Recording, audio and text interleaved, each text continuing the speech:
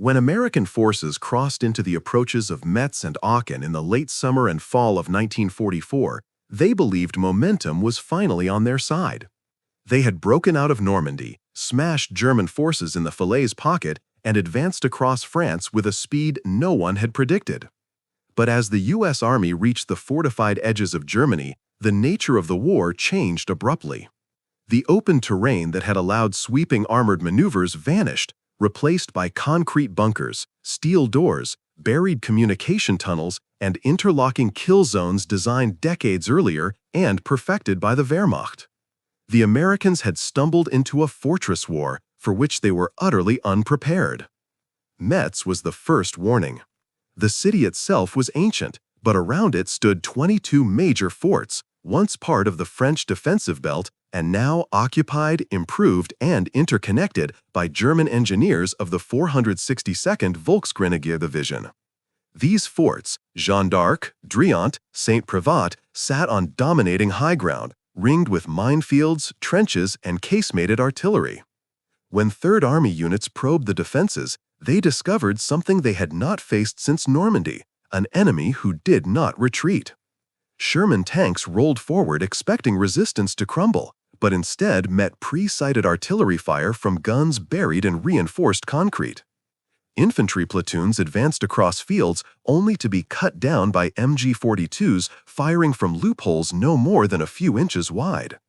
Engineers sent to breach obstacles found mines layered 3 and 4 deep, often concealed under wet leaves or shallow mud. At Fort Driant, the U.S. 5th Infantry Division suffered heavy casualties simply trying to reach the entrances. Flamethrowers and satchel charges could scorch the concrete skin, but could not penetrate the fortress's shell. Worse still, German counterattacks launched through covered corridors struck without warning. The Americans were learning a brutal truth. Firepower and mobility meant little against an enemy embedded inside the earth itself. Then came Aachen, the first German city the U.S. Army would fight for. If Metz was a fortress built of concrete, Aachen was a fortress built of rubble. Every house had become a bunker, every basement a machine gun nest, every street a gauntlet of mines and interlocking fire. Units of the 1st Infantry Division entered expecting urban resistance, but what they found was a meticulously prepared defensive network designed to stall them at every corner. German troops used the ruins brilliantly. A collapsed wall became a firing slit. A pile of masonry disguised a crew ready with a Panzerfaust at 20 meters.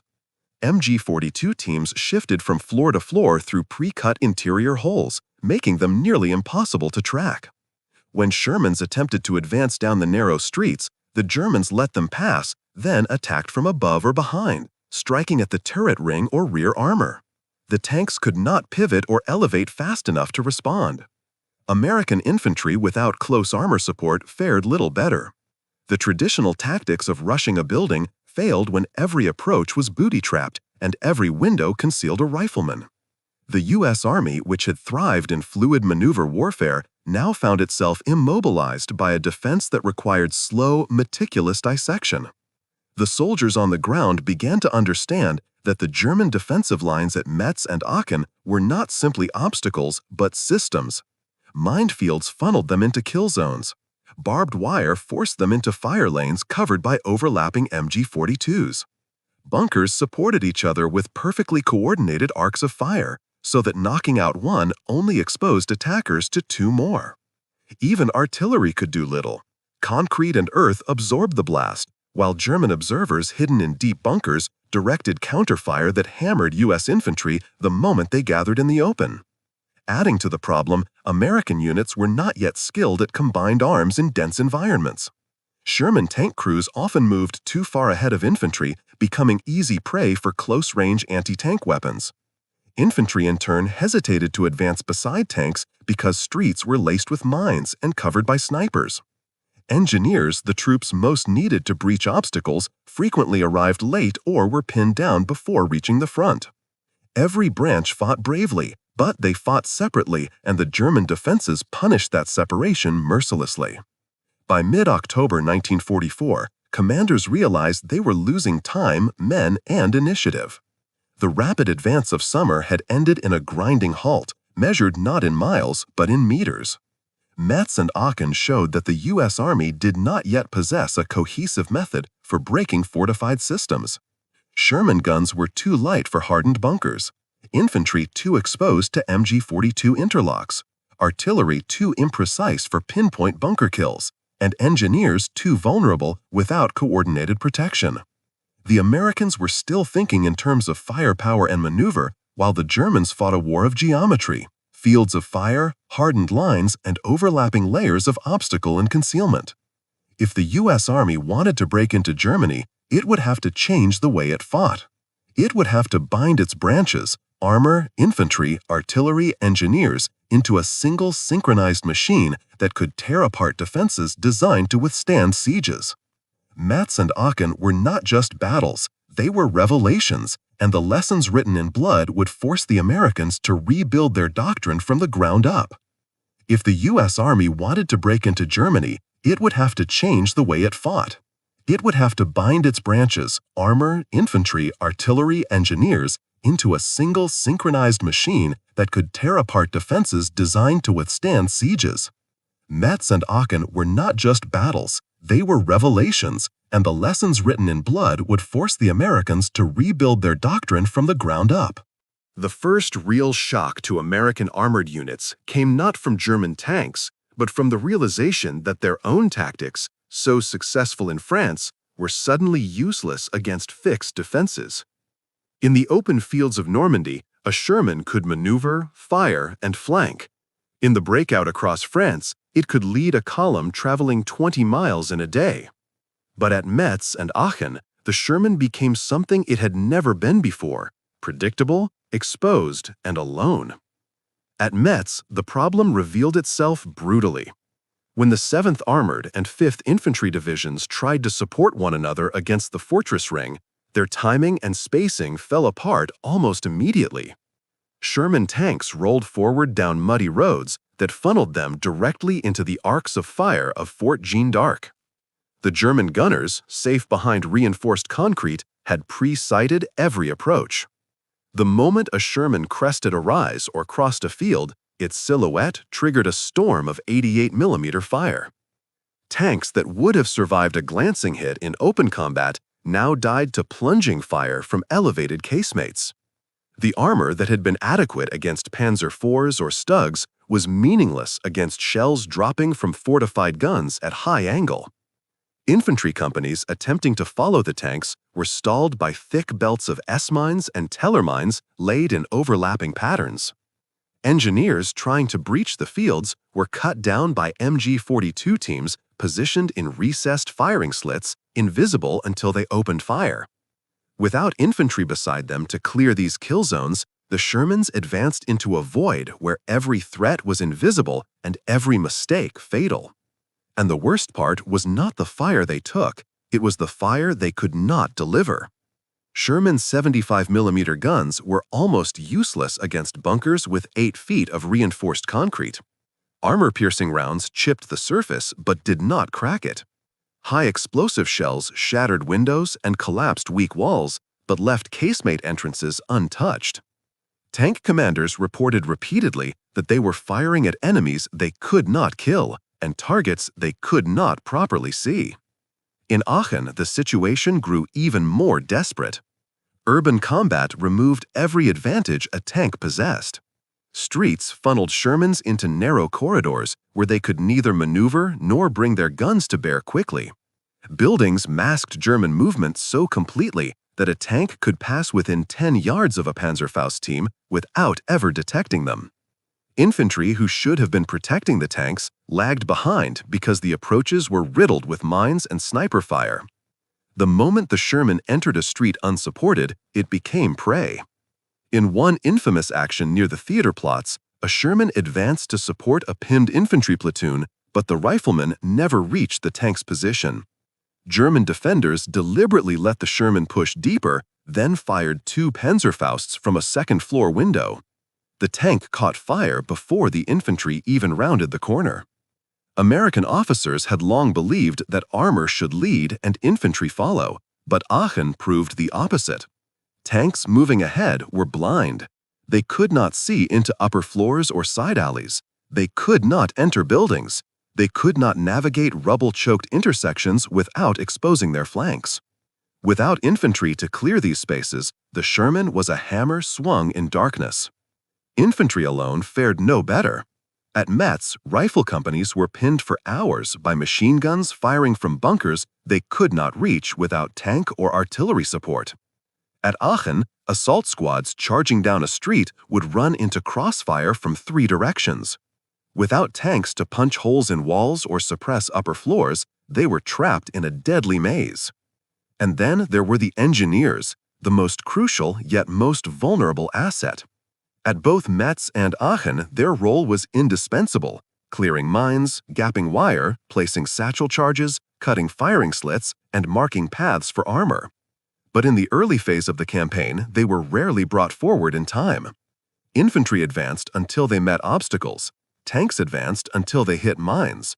Only then were engineers called forward, usually under fire. Many never made it to the obstacles they were meant to neutralize. The consequences were catastrophic. Many after-action reports from Metz read like variations of the same tragedy. Tank hit a mine, infantry pinned, engineers killed before reaching obstacle. The pattern repeated at Aachen.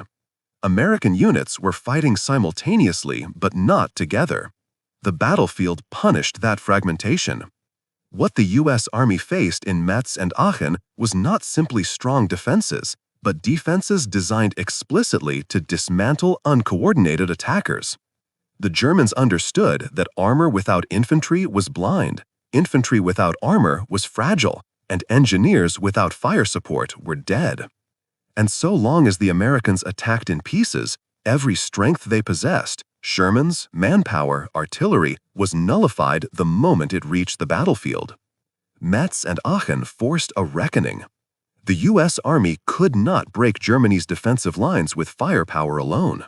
It needed something far more difficult than courage or material. It needed orchestration. And that lesson would become the foundation of the transformation still to come. By late October 1944, the infantrymen who fought around Metz and Aachen understood that the German defensive system was not something they could outshoot or outrun. It had to be unmade, room by room, bunker by bunker, trench by trench. The war that had once moved in sweeping mechanized arcs now collapsed into a brutal, intimate struggle fought at distances so close American soldiers could hear German commanders shouting orders from behind concrete walls. The first step toward breaking the German line was accepting that riflemen, not tanks, would open the path. At Metz, this meant confronting the fortress ring directly. The 5th Infantry Division found themselves attacking not houses, but medieval casemates reinforced by modern concrete. German troops inside Fort Driant moved through underground passages, popping up behind the Americans like ghosts. Machine guns fired from slots smaller than a fist. Every approach was mined. Every depression masked an interlocking field of fire. The infantry learned quickly that rushing a bunker head-on was suicide. Instead, they crawled through wet grass and mud until they were close enough to place charges or lob grenades through ventilation shafts. Squads covered each other by firing into firing slits with BARs, hoping to suppress the unseen gunners long enough for the point man to close the final yards. The battle became a duel of senses, listening for a change in the pitch of machine gun bursts to know when Germans were shifting positions underground. At Aachen, the infantry had to adapt even more radically. The city was a labyrinth of rubble, cellars, collapsed roofs, and fortified rooms, each one a potential kill zone. German paratroopers of the 3rd Fallschirmjäger Division fought with a ferocity that stunned even veterans. They turned every house into a miniature fortress, cutting mouse holes through walls so they could move invisibly from room to room. American riflemen could not rely on street crossings or frontal entries, so they learned to copy their enemy. Engineers blasted holes in sidewalls with demolition charges, creating internal corridors that bypassed the exposed streets where Panzerfaust teams waited. Infantry squads advanced through buildings instead of around them, moving like water through stone. The rifleman with the BAR became the cornerstone of every assault. His job was to drown windows, doorways, and rubble piles in suppressive fire, while grenadiers approached with smoke and fragmentation. Each squad evolved into a small machine with clearly defined roles. One man watched upper floors, another scanned basements, another prepared to flank, and another carried explosives or flamethrowers. What had once been an infantry platoon became an assault system. Close-range weapons dominated these battles. Grenades were used in such quantities that supply sergeants struggled to keep pace. Rifle grenade launchers fired HE rounds into attic positions. Flamethrower teams followed directly behind riflemen to clear rooms that could not be safely entered. In Metz, flamethrowers became one of the few weapons capable of making Germans abandon armored embrasures. The shock and heat punched through morale even when concrete resisted bullets. Meanwhile, 60mm mortars were dragged into alleys and fired at impossible angles to strike rooftop machine gun nests.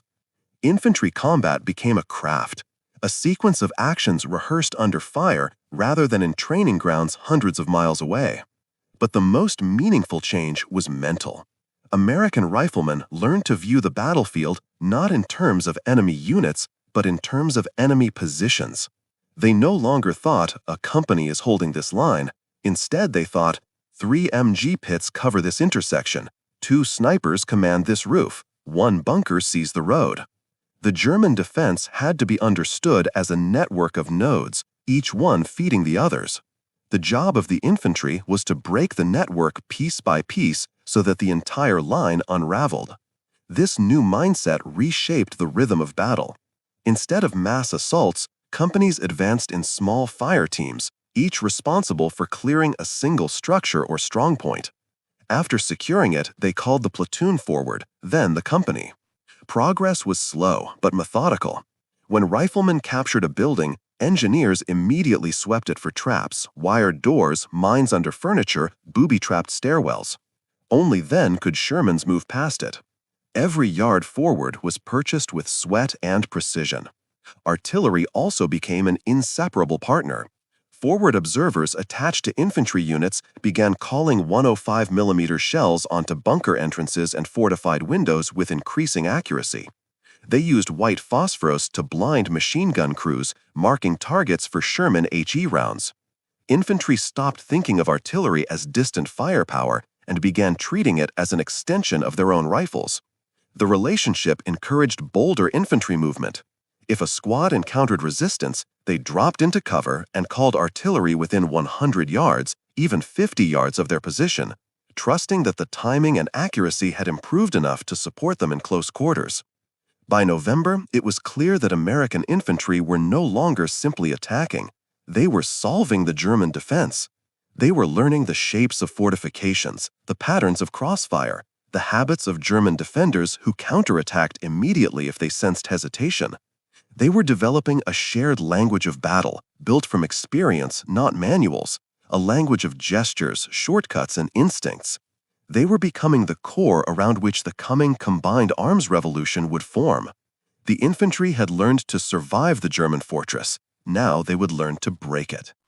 What emerged from the blood-soaked lessons of Metz and Aachen was not a gradual improvement, but a sudden crystallization. A realization across divisions and corps that no single branch of the U.S. Army could defeat the German defensive system alone.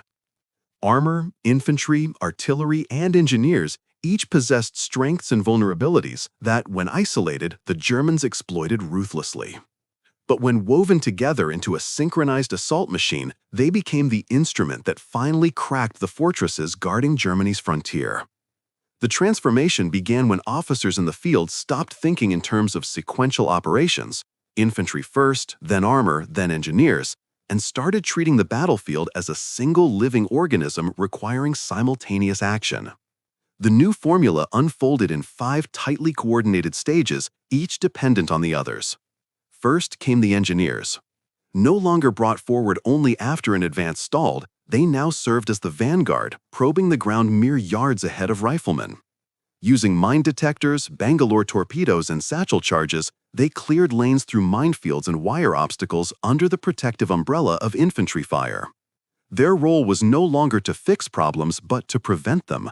A Sherman that never hit a mine, an infantry squad that never walked into wire, an assault line that never became disorganized under fire, all because engineers had already shaped the path. Second came the infantry screen. American commanders realized that Shermans could not survive urban rubble or fortress approaches unless riflemen pressed close enough to protect them. At Aachen, infantry literally hugged tank hulls as they advanced, firing into windows and doorways at point-blank range to suppress Panzerfaust teams. In Metz, riflemen crawled ahead of armor, marking targets and clearing trench pockets that could disable a tank at 10 meters. The Germans found that every time they lifted a Panzerfaust to fire, a BAR or Garand round struck before they could aim. The infantry were not an escort, they were the sensory system of the armored spearhead. Third came the Shermans. Once disastrously exposed, they now fought as part of a breathing organism. Their 75mm high explosive rounds pounded bunker apertures, collapsed second floors, and blasted breaches in thick walls so infantry could enter without facing door-mounted traps. The tanks no longer advanced blindly but responded to infantry calls, rotating turrets toward threats spotted only by men on the ground. Sherman commanders learned to fire reconnaissance by cannon, shelling suspicious rubble piles or loopholes before anyone could confirm a target. The bright flash and concussion not only cleared enemy positions, but shocked German defenders accustomed to American hesitation. Fourth came the artillery, the backbone of the breakthrough formula. The 105mm howitzer became the most flexible tool in the American arsenal. Artillery officers perfected time-on-target missions, coordinating fire so that dozens of shells struck simultaneously, saturating German strongpoints before defenders could take cover. At Metz, this technique proved decisive. Forts that had shrugged off isolated barrages began to buckle under synchronized impacts. Ventilation shafts twisted shut, embrasures cracked, and communication trenches collapsed.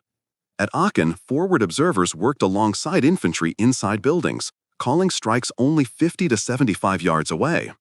The Germans, once confident in their fortified nests, found themselves buried under precision fire that hit exactly where American ground units needed it. Finally came the assault teams, the scalpel of the combined arms system. These teams, usually 5 to 8 men mixing engineers and infantry, approached bunkers using smoke screens laid by Shermans or 105mm phosphorus rounds. They crawled low under suppressive fire, planting TNT or satchel charges at bunker doors, ventilation ducts, or seams in the concrete. If the charge failed to breach the fort, flamethrower crews swept forward to pour fire through the opening. These actions were not ad hoc, they became standard. Every bunker that fell opened a new lane. Every lane allowed armor and infantry to surge forward. The Germans who had once dominated the defense found themselves reacting to a rhythm of attack unlike anything they had faced earlier in the war. A Sherman gun thundered, infantry poured through the smoke, engineers cut wire, artillery struck behind the defenders to block retreat, and assault teams finished the bunker. This was not a chaotic battlefield, it was choreography. It was the U.S. Army becoming a machine. German defenders at Metz and Aachen wrote after the war that the Americans had become predictably unstoppable. Not because the U.S. Army was flawless, far from it, but because the method left no weakness uncovered. If a machine gun suppressed infantry, a Sherman silenced it. If a Panzerfaust appeared, riflemen killed it. If a bunker slowed the attack, engineers and artillery broke it apart. The formula did not just work, it changed the war.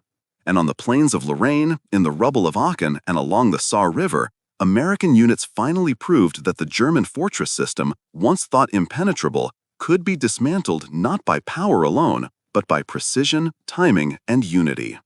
The U.S. Army had found the key. Now it was time to use it.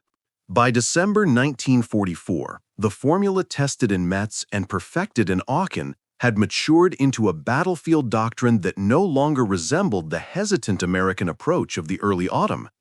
The U.S. Army had discovered that once armor, infantry, engineers, and artillery operated as one synchronized machine, the German defensive system began to unravel, not instantly, not easily, but predictably. Each assault became a sequence, each strongpoint a problem with a known solution. The fortress war that had once slowed entire corps to a crawl was now something the Americans could dismantle, bunker by bunker, street by street, ridge by ridge.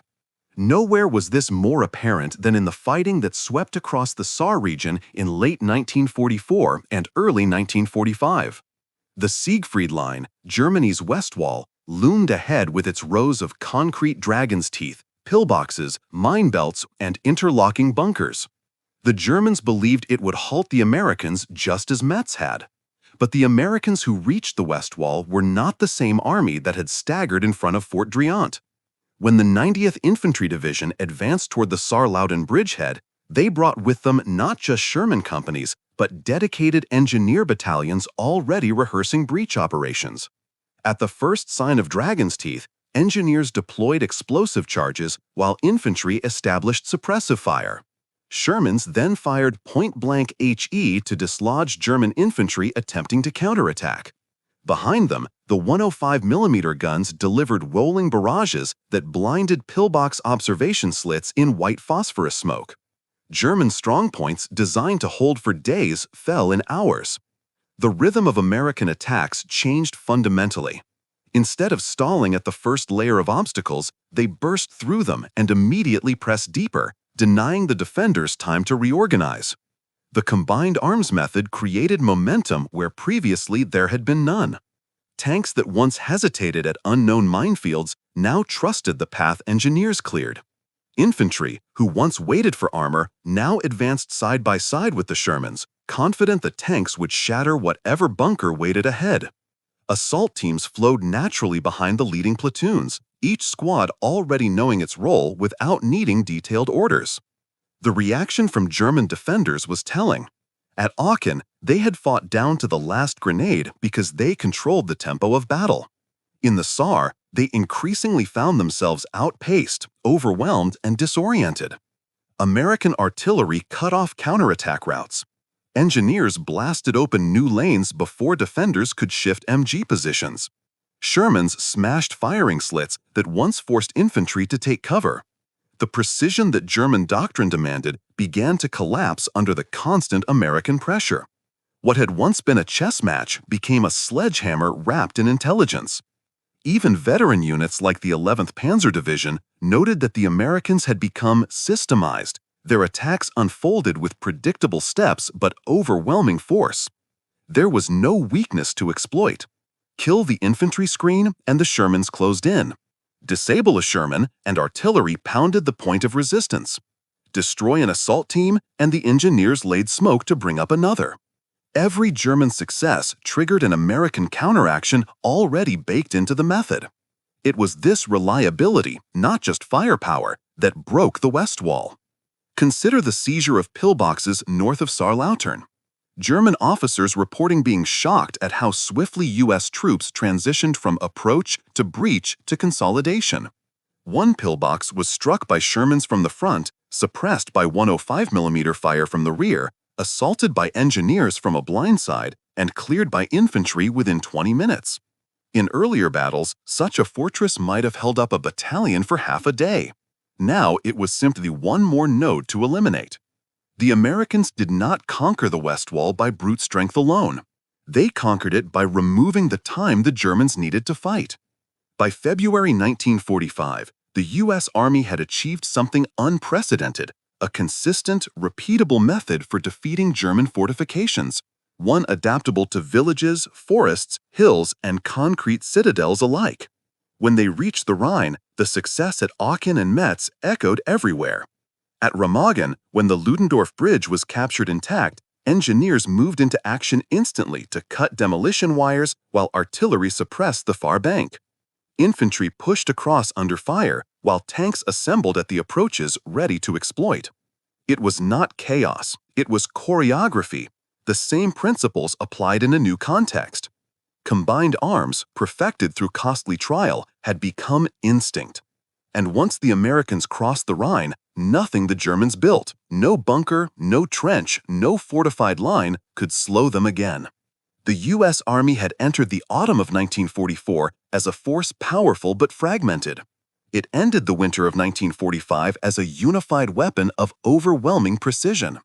Metz had taught them humility, Aachen had taught them adaptation, the Saar had taught them mastery. And together, these lessons forged the army that would break Germany's last defenses and carry the war to its final end.